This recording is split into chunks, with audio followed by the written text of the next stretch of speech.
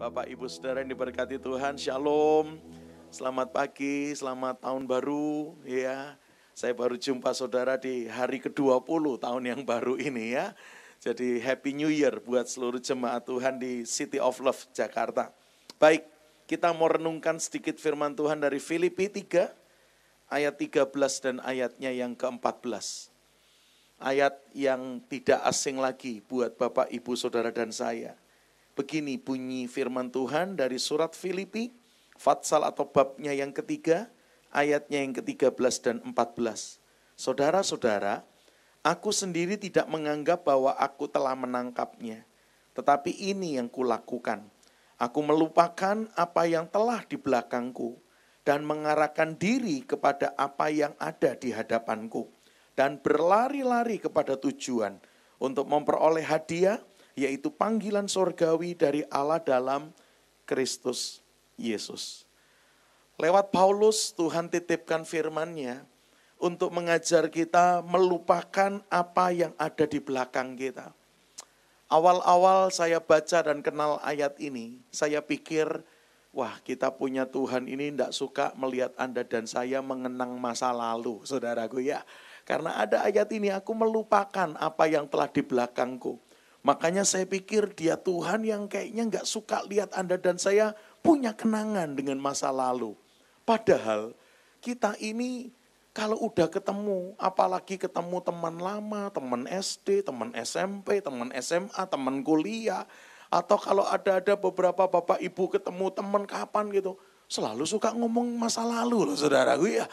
Selalu suka ngomong masa lalu. Waktu SMP dulu gimana, di kelas gimana, di kampus gimana, di kantor itu gimana. Waktu kita dulu kerja dengan teman kita di kantor yang sama.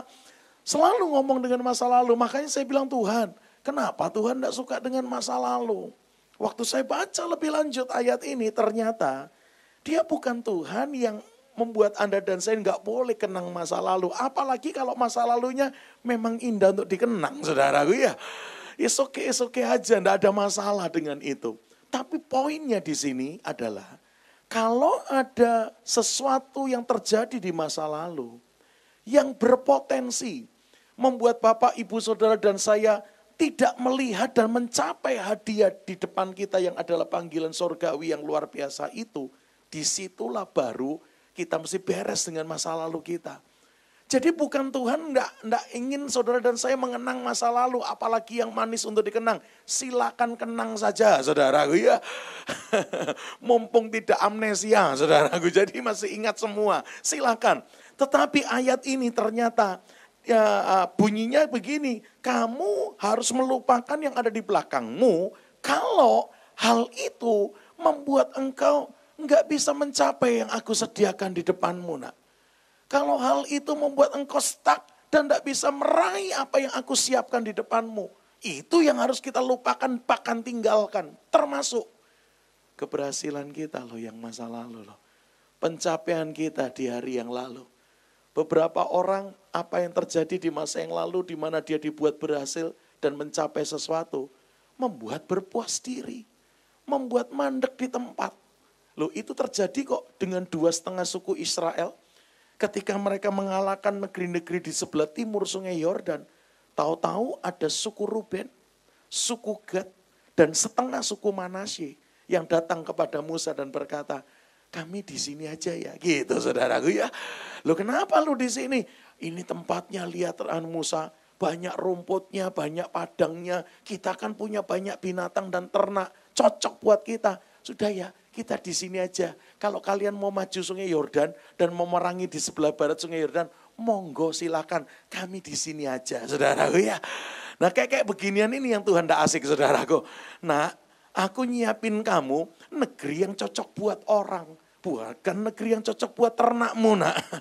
Makanya jangan berhenti di situ, maju nak. Selesaikan yang di depan, itu yang aku siapkan buat engkau. Tapi rupanya suku Ruben, suku Gad, dan setengah suku Manasye nggak mau. Mereka cuma mau mewarisi negeri-negeri sebelah timur sungai Yordan yang cocok buat binatangnya, saudara. Nah disinilah poinnya, nggak hanya tentang kegagalan, rupanya pencapaian kita, keberhasilan kita tentang sesuatu hal bisa membuat kita stuck. Karena kita merasa cukup, padahal ada hadiah yang penuh panggilan surgawi sedang disiapkan Tuhan di depan kita.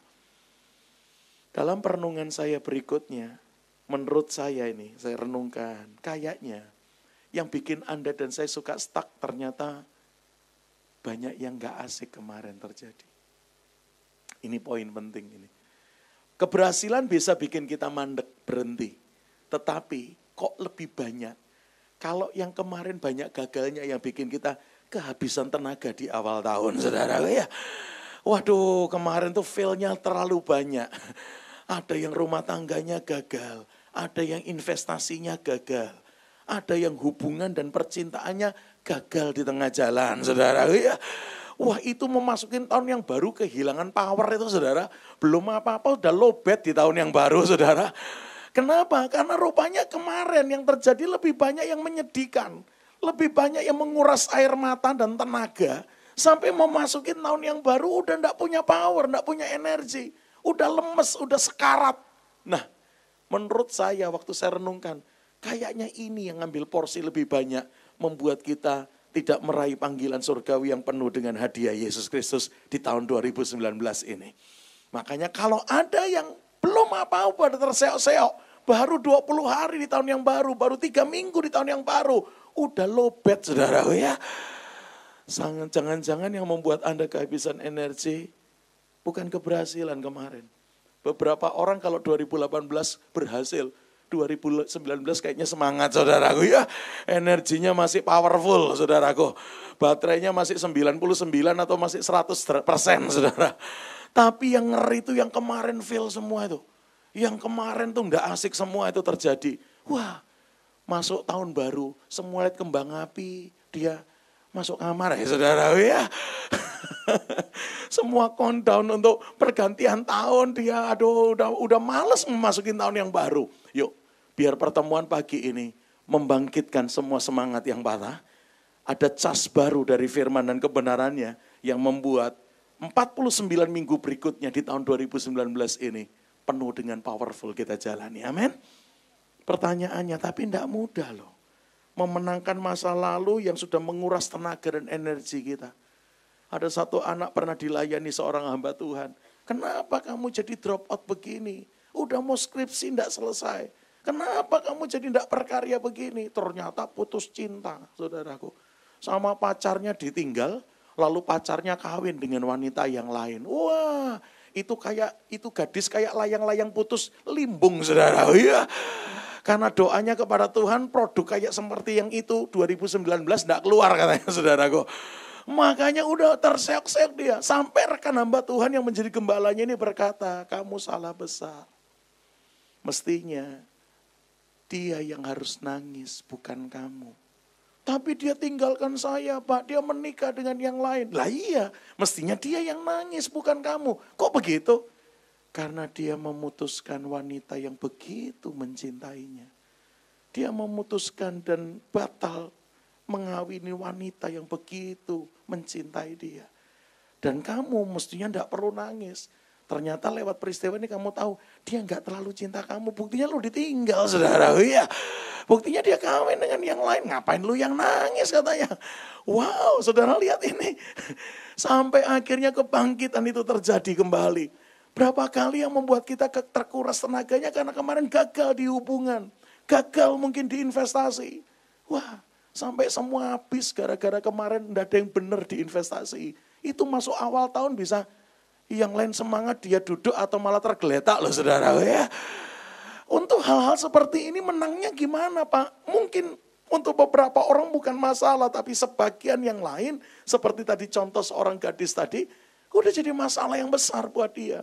Makanya waktu saya mempelajari ini saya bilang Tuhan buka supaya kita dan umatmu memenangkan semua realita masa lalunya dan tidak pernah kehilangan energi dan power di masa kininya. Sampai yang di depan tidak ada yang lewat, semua bakal diraih karena ada hadiah dan panggilan surgawi yang luar biasa. Gimana caranya? Yuk kita baca. Yang pertama di Ibrani 12 ayat yang ke-15. Saya renungkan ayat ini dan saya temukan. Dikatakan begini. Ibrani 12 ayat yang ke-15, jagalah supaya jangan ada seorang pun yang menjauhkan diri dari kasih karunia Allah. Agar jangan tumbuh akar yang pahit, yang menimbulkan apa aja?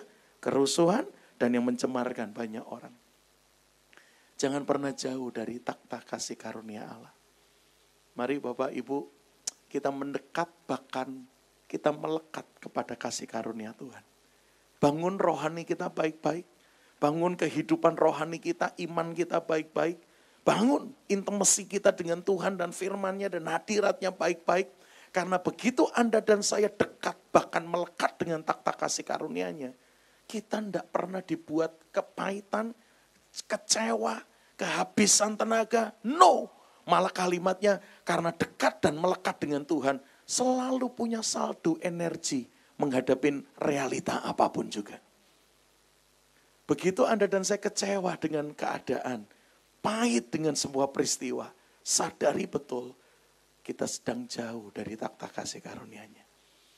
Alkitab berkata, begitu kamu gak jauh, dekat, kamu gak akan kepahitan, nak. Kamu gak akan pernah terkecewakan dengan apapun dan siapapun yang lewat dalam hidupmu. Seperti Yesus yang 3,5 tahun berkarya totalitas all out buat bangsa Yahudi yang dilayaninya.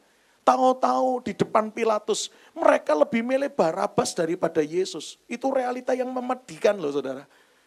Kalau saya jadi Tuhan Yesus, saya bilang, saya udah mati sebelum disalib. Kaget dengan pilihannya orang Yahudi saudara. Ya, gua pikir lu pilih saya untuk dibebaskan yang 3,5 tahun ini berkarya di tengah-tengahmu. Ternyata lu pilih Barabas dan suruh saya disalibkan. Wah, kalau saya jadi Yesus sebelum disalib, udah stroke duluan dan mati duluan saudaraku ya. Serangan jantung saudara. Itu realita yang tidak mudah loh. Tapi ternyata Yesus kita memenangkan realita itu. Bahkan di atas kayu salib doanya buat bangsa yang dilayaninya all out tapi menyalibkannya. Doanya, Bapa ampuni mereka. Karena mereka tidak tahu apa yang mereka perbuat. Coba. Kalau Anda dan saya jadi Yesus di atas salib, itukah doa kita? Kalau saya jadi Yesus, kayaknya lain kalimatku. Tunggu bangkitku ya, gitu saudara ya. Mulai rada ngancam dan mengintimidasi saudara ya. Gua bangkit, gua cucup munbunanmu saudaraku. Wah, saya waktu baca kok bisa Yesus. Jangan bilang dia Yesus Pak, dia Tuhan. No, dia tinggal keilahiannya. Dia ngambil rupa seperti kita, total jadi seperti manusia. Keilahiannya ditinggal di sorga kata Filipi 2. Kok bisa? Kuncinya cuma Ibrani 12 ayat 15. Ini orang intim dan dekat dengan kasih karunia Bapa. Karena Alkitab berkata begitu jauh, pantas timbul kekecewaan dan kepahitan. Tapi begitu dekat dengan kasih karunia, wow, kita dibuat memenangkan semua realita. Selalu ada saldo, power dan energi menghadapi realita apapun bersama Tuhan. Makanya Bapak Ibu, nggak ada jalan lain. Yuk, tahun yang baru, bangun kembali imanmu. Bangun kembali kerohanian kita. Bangun kembali keintiman kita. Dengan Tuhan, dengan firman-Nya, dengan hadirat-Nya. Bangun! Dan itu ditandai kita memenangkan semua realita sekalipun yang menyakitkan itu. Yang kedua, Ibrani 12 ayat yang pertama dan yang kedua. Agak cepat ya, di ibadah yang pertama ini waktunya enggak panjang. Ibrani 12 ayat 1 dan 2. Karena kita mempunyai banyak saksi, bagaikan awan yang mengelilingi kita. Marilah kita menanggalkan semua apa? Beban dan dosa yang begitu merintangi kita. Dan berlomba dengan tekun dalam perlombaan yang diwajibkan bagi kita. Pertanyaannya, gimana bisa meninggalkan dan menanggalkan semua beban yang merintangi? Masih gandoli Pak. Beberapa orang tua itu enggak berani loh negur anaknya. Ketika orang tua ini lihat pacaran anaknya enggak asik. Aduh Pak, lihat anak saya dengan pacarnya di depan mata kami. Ngeri Pak. Di depan mata kami aja kayak begitu. Apalagi kalau enggak ada kami, katanya saudara kok. Terus kamu enggak tegur anakmu? Enggak berani Pak. Loh gimana sih? Kamu kan papa mamanya, masa enggak berani? Takut. Apa yang kalian takuti? Ternyata benar. Yang ditakuti masa lalu. Kok masa lalu? Karena dia takut anaknya nanya. Emangnya mama bener dulu pacarannya? Gitu saudara ya. Halo? Berapa kali kita tidak bisa berbuat sesuatu hari ini karena kena beban yang begitu merintangi kita di masa lalu saudara. Kamu tidak pernah nanya anakmu baca Alkitab atau enggak? Enggak pernah Pak. Takut dia tanya balik, emangnya papa juga baca Alkitab? Gitu saudara ya. Loh itu masa lalu itu ngeri loh. Kalau enggak dibereskan gandolin terus loh saudaraku ya. Kalau enggak dibereskan terus merintangi. Pertanyaannya gimana bisa menang? Ada satu mertua berkata, Bapak enggak tahu masalah saya dengan menantu. Ini mantu yang ngabisin pabrik kita Pak saudaraku ya. Ini mantu yang ngabisin semua aset kita. Ini kalau saya amnesia pun inget Pak cerita yang satu ini katanya saudaraku ya. Susah buat saya move on dengan realita mantu yang habisin harta kita. Makanya dia kepahitan dengan mantunya. Ternyata Ibrani 12 ayat 2 mengajarkan ini cara untuk Anda dan saya nggak pernah gagal move on. Malah sukses move onnya. Gimana caranya menanggalkan beban yang begitu merintangi dan dosa yang begitu menghambat? Ayat 2. Marilah kita melakukannya. Dengan apa? Dengan mata yang tertuju kepada Yesus. Yang memimpin kita dalam iman. Yang membawa iman kita itu kepada kesempurnaan. Yang dengan mengabaikan kehinaan tekun memikul salib ganti sukacita. Yang disediakan bagi dia yang sekarang duduk di sebelah kanan takhta Allah. Wah ternyata memenangkan semua beban yang begitu merintangi dengan cara perspektif kita mesti dirubah. Cara pandang kita mesti berubah. Kita mesti punya mata yang tertuju kepada Kristus. Itu kan cara pandang. Itu kan perspektif. Coba ingat ceritanya Yusuf ketika saudara-saudaranya datang menyembah dia di Mesir. Tak kalah dia udah jadi penggede di Mesir. Begitu Yusuf buka kartu, saudara-saudaranya kaget. Aku Yusuf kok, aku adikmu. Tadinya pakai penerjemah Mesir ya saudara ya. Akhirnya dia buka kartu pakai mother language bahasa rumah. Saya Yusuf. Aku adikmu, mereka masih tercengang dan masih ragu. Lalu Yusuf nanya, Papa Yakob bagaimana kabarnya? Wah bener ini adik kita saudara ya. Dia mulai nanya adikku Benyamin yang lahir dari satu ibu gimana? Wah bener ini. Makanya makin ketakutan saudara-saudaranya. Kenapa? Mereka jahat sama Yusuf. Mereka yang jual Yusuf. Mereka iri dengan Yusuf. Wah mereka kayak ketemu lebih-lebih dari ketemu vampir hari itu saudara ya. Karena adik yang dijahati ternyata sedang disembah dan dimintain tolong untuk bagi kandungnya. Tapi saya kaget baca Yusuf punya statement. Sudah, jangan takut gitu. Aku Yusuf bukan setan, saudara ya. Wajahmu kok ketakutan pucat mendadak, saudara. Dengar ya, kalian memang mereka-rekakan yang jahat buat aku. Tapi Tuhan sudah merubahnya jadi baik. Loh itu kan cara pandang toh Bapak Ibu. Ayo kalau Anda dan saya jadi Yusuf, masa gitu kalimat kita? Saya nggak pakai contoh Anda, saya pakai contoh saya. Kalau saya jadi Yusuf, tahu orang-orang dan kakak-kakak yang jahatin saya datang nyembah-nyembah minta tolong. Saya panggil prajurit Mesir, nyopotin kuku kaki dan tangannya saudara ya. Saya suruh bagian dapur nyiapin asem yang paling kecut atau jeruk yang paling kecut saudaraku ya yang paling asem. Saya suruh rendam kaki dan tangan yang kukunya dicopotin di sana. Sebelum terakhir kita copot lehernya dari kepalanya, saudaraku. Tapi ternyata Yusuf enggak. Kamu memang jahat, Kak. Tetapi percayalah, Tuhan sudah merubahnya jadi baik. Justru untuk maksud seperti inilah aku ada di sini hari ini. Wah itu bahasanya kalau dipermudah. Kamsia ya udah jahat kemarin saudara ya. Kalau lu baik gua nggak nyampe sini tahu saudara ya. Loh ini kan cara pandang aja yang dirubah. Makanya tahun yang baru ini supaya enggak pernah kehabisan power dan energi. Melalui dengan semua tantangan yang ada. Apalagi yang kemarin mungkin belum selesai sampai tahun ini. Ubah cara pandang kita. Melihat sesuatu hal dan apapun yang terjadi. Punya mata yang tertuju kepada Kristus. Terakhir. Yesaya 43. Yuk. Saya sengaja cari khotbah yang pendek untuk ibadah yang pertama, saudara. Yesaya 43 ayat 18 dan 19. Saya temukan ayat ini, firman-Nya. Yesaya 43 ayat 18 dan 19, firman-Nya. Janganlah ingat-ingat hal-hal yang dahulu. Dan janganlah perhatikan hal-hal yang dari zaman purbakala. Bukan Tuhan membenci Anda dan saya punya memori. Enggak. Semua yang berpotensi membuat kita tidak menyelesaikan panggilan sorgawi yang penuh dengan hadiah Yesus Kristus. Itu yang harus dilupakan dan ditinggalkan. Tapi gimana caranya? Enggak mudah loh memenangkan masa lalu itu. Bertahun-tahun diingat.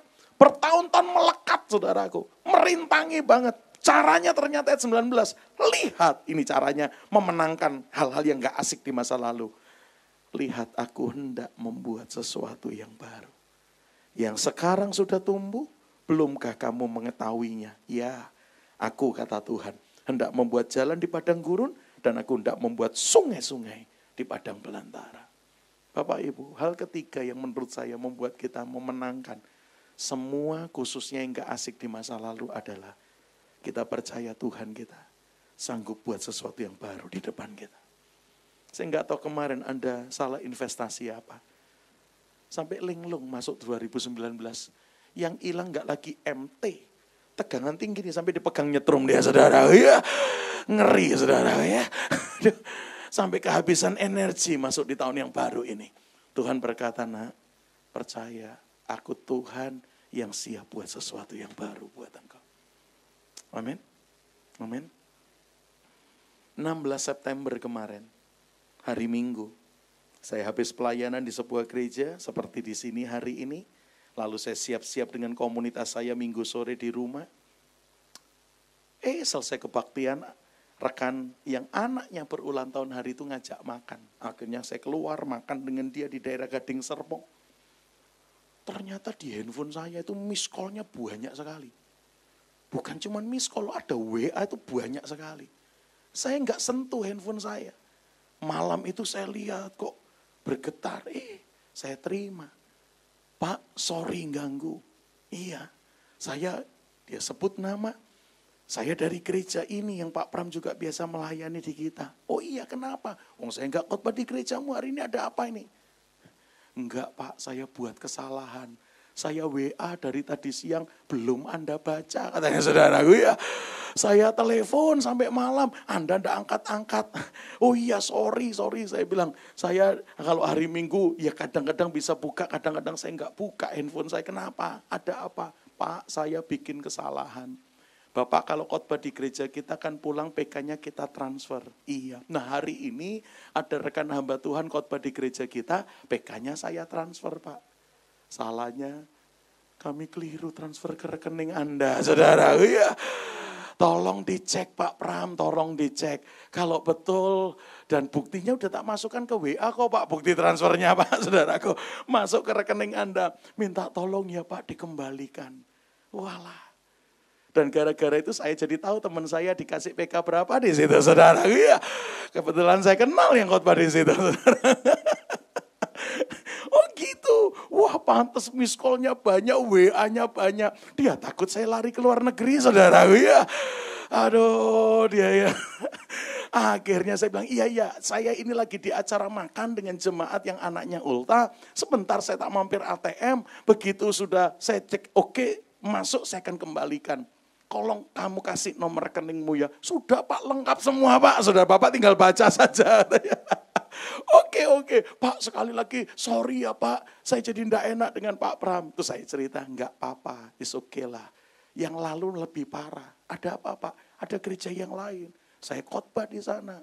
Ngundang saya minggu susah, ngundang hari biasa. Saya datang hari Kamis. Acara KKR wanita dan malamnya KKR umum. Lalu Jumatnya saya pulang ke Jakarta. Wah, saya kaget pulang di Jakarta, mereka kasih PK itu begitu banyak, lebih dari yang biasa saya dapat kalau pelayanan di sana.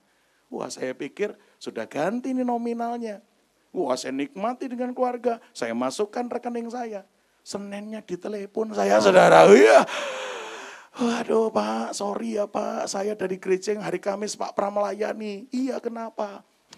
Sorry Bapak, jangan marah kalau saya tanya ini. Tanya apa? Kemarin waktu dikasih PK amplopnya ada nama Bapak enggak gitu. Pertanyaan pertama saudaraku ya. Saya katakan ada nama saya. Waktu itu saya berani buka. Kalau saya baca bukan nama saya mungkin saya enggak buka.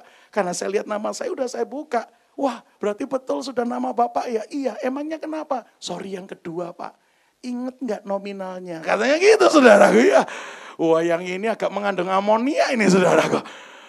Ingat gak nominalnya? Loh, karena baru Kamis itu Senin baru 3-4 hari ya ingatlah.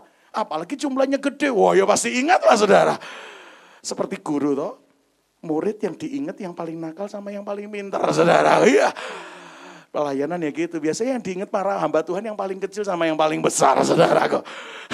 Makanya saya bilang ingat. Anda kasih saya sekian, thank you loh. Banyak banget yang Anda kasih. Oh, jadi nominalnya segitu ya Pak? Iya, thank you banget, banyak sekali yang Anda kasih. Pak, kalau begitu, yang salah saya.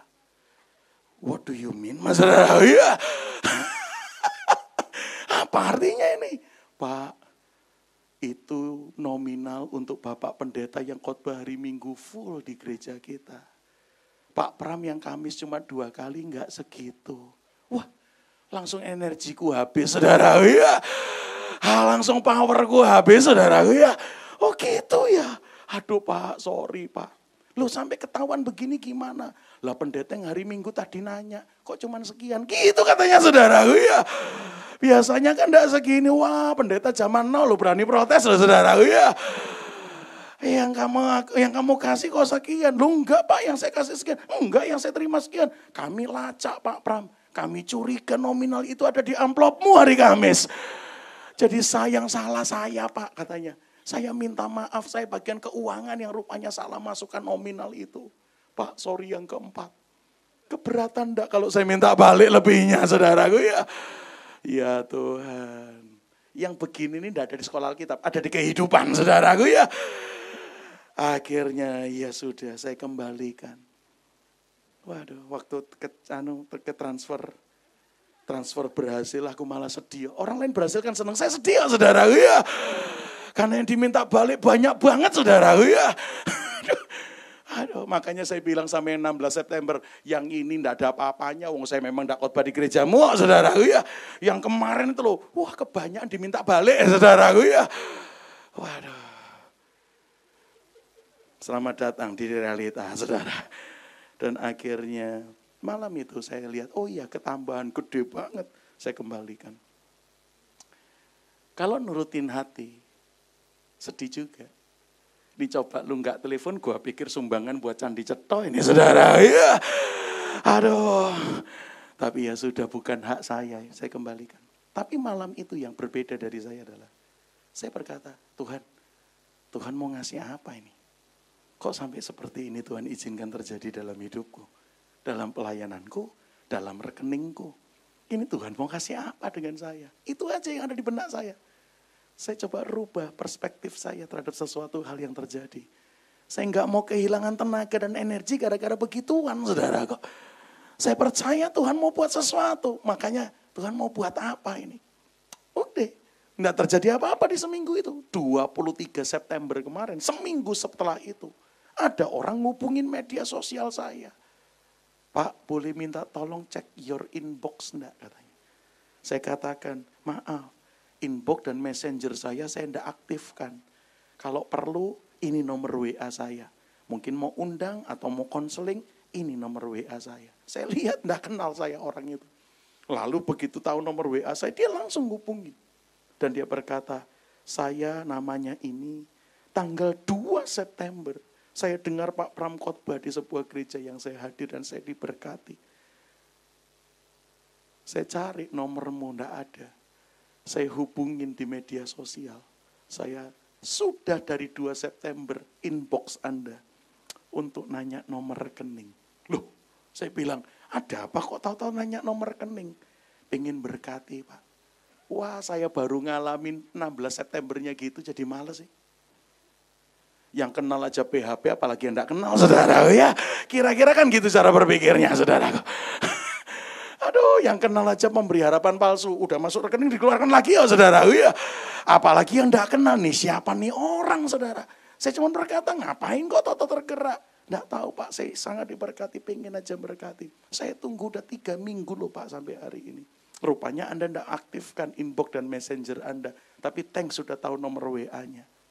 Akhirnya karena dia minta, dia pengen berkati, saya pikir memang dia udah dengar soal Candi Ceto, di mana saya akan bermisi ke sana, sedang dibangun ini saudaraku. Dan akhirnya saya kasih nomor rekening. Tapi saya enggak punya hati untuk memeriksanya dikirim berapa. Karena tadi, yang kenal aja PHP, apalagi yang enggak kenal. Aduh, saya enggak punya hati untuk meriksa. Sampai kira-kira 2 hari kemudian, tanggal 25-an gitu. Ini orang kontak lagi, Pak, ganggu enggak kalau saya tanya tentang ini? Kalau Pak Pram sibuk, enggak usah dijawab dulu, next aja, karena enggak urgent. Wah, saya jawab, dia tanya soal hyper grace. Saya jawab, saya sharing. Wah, thank you Pak untuk pencerahannya. Di akhir WA-nya, dia tulis, by the way, yang kemarin saya tanya sudah saya transfer loh Pak. Waduh, saya jadi enggak enak saudara kok. Ini udah ditransfer kok belum terima kasih saudara. Ya, sorry, saya belum ngecek. Padahal memang enggak punya hati ngecek. Jadi saya bilang maaf, segera ya Bu. Saya lihat begitu masuk saya kabari supaya Anda juga jelas dengan kirimannya. Dan begitu selesai WA saya cek, kaget saya. Yang ditransfer orang yang saya tidak kenal ini, nominal babon loh saudara. Nominal yang gede, yang membuat saya, loh kok gede banget. Saya lihat yang ngirim, loh kok sama dengan yang WA. Wah, langsung aku ambil handphoneku, langsung mau ketik mengucapkan terima kasih. Mungkin ban kamsya bahasa Surabayanya saudara. Ya, banyak-banyak terima kasih saudara. Ya. Begitu saya mau ketik, Roh Kudus di dalam saya bilang, nak, spiritmu apa toh nak?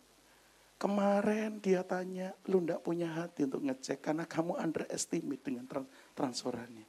Sekarang tahu dikirimin gede, semangat mau ngubungin. Apa ini spiritnya? Ya Tuhan, saya sampai urungkan ngetik dan WA dia. Saya tata dan benahi hati saya. Kok begini gua ya? Kemarin dia sudah tanya, aku ndak kepingin ngecek karena ndak yakin dia ngasih segede ini. Setelah tahu dikirimin segede ini baru semangat ngubungin. Saya cek enggak asik hatiku. Saya benahi hati saya Tuhan. Semoga saya tata ulang. Saya ndak pernah berubah dengan integritas gara-gara nominal. Mari Tuhan sucikan saya. Belum saya WA untuk thank you, dia WA lagi. Pak nanya lagi bisa saudara ya. Nanya apa? Dia nanya lagi yang lain. Saya jawab. Selesai saya jelaskan, saya baru gantian tanya. By the way, yang kemarin sudah masuk Bu, thank you banget. Saya enggak nyangka Anda memberi begitu besar. Terima kasih. Saya akan pakai untuk misi pembangunan di Candi Ceto. Nah, dia salah baca WA saya. Pak Pram ngapain bangun candi? Itu saudaraku ya. Aduh, loh ibu itu gak ngirim uang segitu banyak bukan karena dengar saya khotbah soal misi di Candi Ceto di Jawa Tengah. Enggak. Anda enggak khotbah itu, saya enggak dengar itu. Ngapain Pak? Saya jadi cerita. Begitu saya cerita, saya mau pindah ke sana. Ya Tuhan, Pak kalau gitu, yang untuk misi ini, saya kirim lagi ya Pak. Waduh, saya bilang, enggak usah yang kemarin udah kebanyakan. 1 Oktobernya ada masuk dana yang lebih babon dari yang babon kemarin saudara. Ya. Kali ini malah enggak ada nama, enggak ada berita. Ya Tuhan, saya curiga ini orang yang kasih. Tapi saya dilema. Karena iya kalau saya terima kasih dia yang ngasih, kalau enggak. Dipikir nagih saya saudara kok. Karena pernah peristiwa, saya mau pelayanan ke Melbourne. Saya mau berangkat, ada rekan saya tanya, aku baru ganti HP, nomormu hilang, nomor rekeningmu hilang, tolong WA ya kok. Udah nanti aja, sudah kok, tolong kok, WA kok. Nomor HP saya udah ganti. Akhirnya saya kasih karena kenal. Saya pulang dari Australia, saya ngambil uang di ATM untuk makan dengan anak-anak dari airport ke PIK. Saya lihat ada uang masuk, ketambahan di rekening saya. Ya ingatan saya cuma pergi seminggu di Australia. Ya ingatan saya dia yang kirim. Makanya saya bilang thank you ya, aku udah nyampe ini dari Australia. Aku ngambil uang ada tambahan, kamu yang ngirimin thank you ya. Ternyata dia jawab, aku belum transfer. Waduh saudara ya. Waduh saya jadi tidak enak hati. Percayalah jangan jadi pendeta susah saudara ya. Apalagi yang mau melatih integritas kayak begituan terjadi. Loh, sorry aku enggak nyangka kalau bukan kamu. Saya belum cek, cuman lihat ngambil kok ada ketambahan. Ya aku mikirnya kamu sorry ya. Aku enggak nagih, udah lupakan saja. Thank you kau udah diingatkan, segera saya transfer katanya. Aduh saya jadi enggak enak malam itu. Makan di PIK sama anak-anak. Tahu-tahu koko saya telepon. Udah nyampe dari Melbourne. Sudah, ini baru landing makan sama anak-anak di PIK. Cek ya rekeningnya, ada berkat buat anak-anak. Lu toh yang kirim saudara. Ya, telat teleponnya saudaraku. Jadi enggak enak dengan kawan saya. Aduh makanya yang ini, saya enggak berani ngomong karena jumlahnya gede saudara. Saya mau ngomong terima kasih ya kalau enggak dipikir saya nagih. Semoga dia dengar aja khotbah saya ini, saudara. Ya. Tapi lihat. Ketika ada sesuatu yang bikin saya pahit, saya rubah dengan cara pandangku. Dengan cara aku percaya dia bisa buat yang baru buat saya. Bangkit dari semua keterpurukan dan stagnan yang ada. Mari kita maju dan meraih semua yang Tuhan siapkan buat Anda dan saya di 2019. Selamat tahun baru, City of Love Jakarta. Mari bangkit berdiri yuk. Mari bangkit berdiri yuk. Kita minta anugerahnya tercurah yuk. Siapa yang lagi kecewa, lagi pedih, lagi kehabisan energi, mari singer juga maju yuk. Kita nyanyi biar belas kasihanmu tercurah buat kita Tuhan. Ya, besar anugerahmu Koncige. Besar kasih karuniamu biar terus bertambah di tahun yang baru ini, terus bertambah. Membuat kita memenangkan semua realita dan masa lalu kita. Jangan-jangan ada yang kemarin sudah hebat mencapai ini itu, engkau puas diri hari ini padahal masih ada sebelah barat yang Tuhan siapkan. Jangan mandek di sebelah timur Sungai Yordan kayak suku Gad, suku Ruben dan setengah suku Manasye. Selamat tahun baru, raih semua yang Tuhan siapkan buat kita di tahun ini. Katakan yuk, katakan besar.